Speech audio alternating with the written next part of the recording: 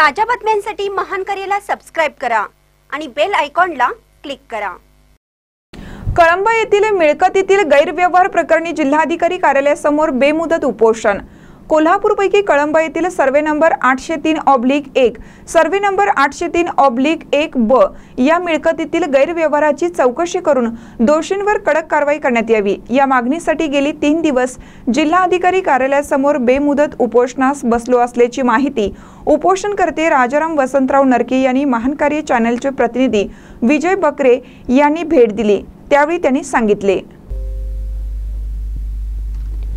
या संदर्भात राजाराम नरके यांनी सांगितलं की गेली 9 वर्ष सर्वे नंबर 803/1 सर्वे नंबर 803/1 ब यामध्ये संशयास्पद गैरव्यवहार झाला असून या संबंधी तहसीलदार करवीर कोल्हापूर महानगरपालिका भूमी अभिलेख करवीर सहाय्यक दुय्यम निबंधक वर्ग या 2 अधिकाऱ्यांची चौकशी करून कडक कारवाई करण्यात यावी।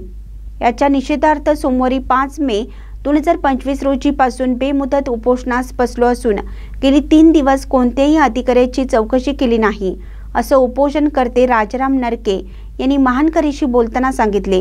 महानकरे न्यूजसाठी कोल्हापूरहून विजय बकरे।